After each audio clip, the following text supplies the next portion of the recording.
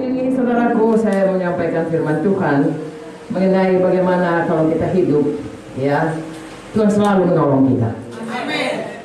Dan hidup kita tidak didikte oleh keadaan kita, Amin. tetapi ditentukan oleh Tuhan. Amin. Kadang-kadang saudaraku, kita ini punya panca indera, ya, punya perasaan, ya, punya reaksi terhadap apa yang kita lihat, kita rasa, kita dengar. Lalu kita bisa hanyut atau didikte atau ditentukan atau bahkan kadang-kadang bisa terpuruk oleh keadaan-keadaan yang menimpa kita. Hari ini kita belajar apapun yang datang dalam hidup kita, kita tidak didikte oleh keadaan itu, tetapi hidup kita ditentukan oleh Tuhan. Haleluya. Kita berpegang terus kepada apa yang dikatakan Tuhan kepada kita. Apakah yang dikatakan Tuhan kepada kita? Saya bacakan dari Roma 8 ayat 28-29. Ya, ini sangat perlu kita pegang selalu, supaya apapun yang jadi dalam hidup kita itu tidak mendikte kita, tapi firman Tuhan atau kehendak Tuhan sajalah yang menentukan hidup kita.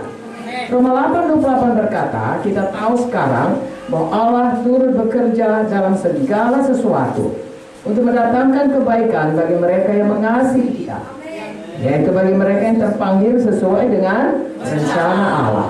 Sebab semua orang yang dipilihnya dari semula, mereka juga ditentukannya dari semula untuk menjadi serupa dengan gambaran anaknya, supaya ia, anaknya itu, menjadi yang sulung di antara banyak saudara. Amin, saudaraku.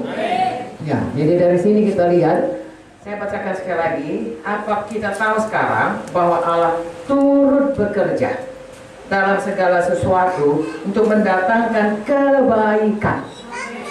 Jadi apapun yang jadi dalam hidup kita, kehendak Tuhan, ya, apa yang dikerjakan Tuhan, Tuhan mengerjakan dalam kita supaya itu jadi kebaikan. Amin. Kalau hal-hal yang baik, ya tentu saja kita bisa mengerti. Kalau kita untung, kita jualan, ya itu kebaikan. Ya, kalau orang-orang mengatakan, oh kamu sudah berhasil, sukses, itu kebaikan. Bagaimana kalau terjadi hal-hal yang tidak seperti yang kita harapkan? Apakah itu juga akan mendatangkan kebaikan kepada kita? Menurut firman Tuhan ini iya. Amin. Misalnya orang memfitnah kita, ya tentunya itu bagi kita bukan satu hal yang baik. Bahkan bisa merupakan hal yang menjengkelkan kita dan membuat kita marah, ya, bahkan bisa mau membalas dan lain sebagainya. Tapi Tuhan berkata hal itu pun bisa mendatangkan kebaikan kepada kita. Berarti hal itu tidak bisa mendikte kita. Apa yang jadi bagi kita, apa yang dikatakan firman Tuhan ini jadi kebaikan.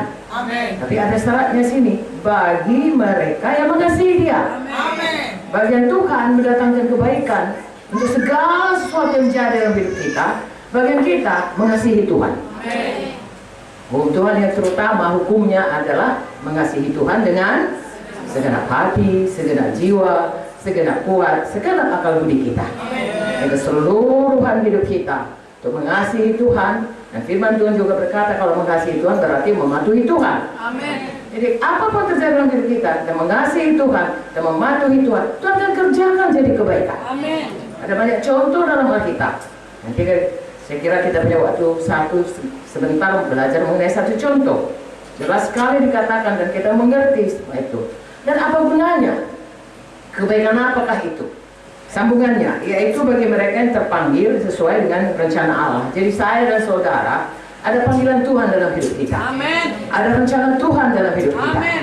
Ada rencana Tuhan bagi saya, ada rencana Tuhan bagi Ibu Sinaga, Amin. Ibu Gembala, ada bagi kita masing-masing. Amin. Dan di dalam hal itu kita mengalami berbagai-bagai hal dalam perjalanan hidup kita, dalam pelayanan kita, di dalam studi kita, ya, di dalam rumah tangga kita yang sudah berumah tangga, ya, di dalam semua keadaan hubungan-hubungan kita satu dengan yang lain. Ada banyak hal, ya, terjadi. Tapi sekali lagi ada maksud Tuhan dalam hidup kita. Dan dalam menyambut atau menggenapi maksud Tuhan itu ada berbagai hal terjadi. Saya percaya saudaraku, Tuhan berfirman bahwa Dia mengendaki kepada kita akan jadi kehidupan yang limpah. Itu pasti jadi. Tetapi dalam perjalanan hidup kita, kita melihat tidak tiap hari itu kelihatan sebagai satu kenyataan. Misalnya, saudara berbuat baik, saudara melayani, kemudian saudara dikata-katai. Ya, saudara sungguh-sungguh melayani KKS, kalau saudara pemimpin KKS, atau teman saudara, saudara bersaksi, atau saudara menolong orang. Kebalikan daripada yang kita harapkan yang jadi. Amin. Kita mengalami itu, masing-masing kita punya perjalanan hidup karena ada rencana Tuhan dalam hidup kita. Di satu perkara yang sama, apapun itu, Tuhan mau itu jadi kebaikan bagi kita. Haleluya. Membuat kita sampai kepada panggilan Tuhan, rencana Tuhan dalam hidup kita. Makanya kalau kita sudah fokus ke situ, sekali lagi kita tidak didikte oleh keadaan-keadaan yang menimpa kita. Kita tetap memegang maksud Tuhan dalam hidup kita. Ayat 29 berkata, semua orang yang dipilihnya dari semula, saudara dan saya Tuhan yang memilihnya. Mereka juga ditentukannya dari semula untuk menjadi serupa dengan gambaran anaknya, supaya ia anaknya menjadi yang sulung di antara lain. Jadi apapun yang jadi dalam hidup kita itu jadi kebaikan kepada kita. Yang jelas itu akan mengubahkan kita makin hari makin menjadi seperti Yesus. Haleluya. Haleluya. Saudara, pada Tuhan menciptakan semua alam semesta, dan hari ke-6 Dia ciptakan manusia. Dia ciptakan kita itu segambar dengan Tuhan, segambar dengan Dia. Amin, saudaraku. Mulia. Sebabnya kalau Roma 3 berkata, semua manusia sudah berdosa dan kehilangan kemuliaan Allah. Begitu mulia manusia pertama, Adam dan Hawa. Saudara tahu, dia tabus. Kami kalau tabus itu artinya tanpa busana. Jadi kalau bilang tabus itu tidak baik. Dia tanpa busana, tetapi begitu kemuliaan menutup dia, dia tidak tahu. Ya, dia itu tanpa busana, dia kemuliaan Tuhan menutup dia.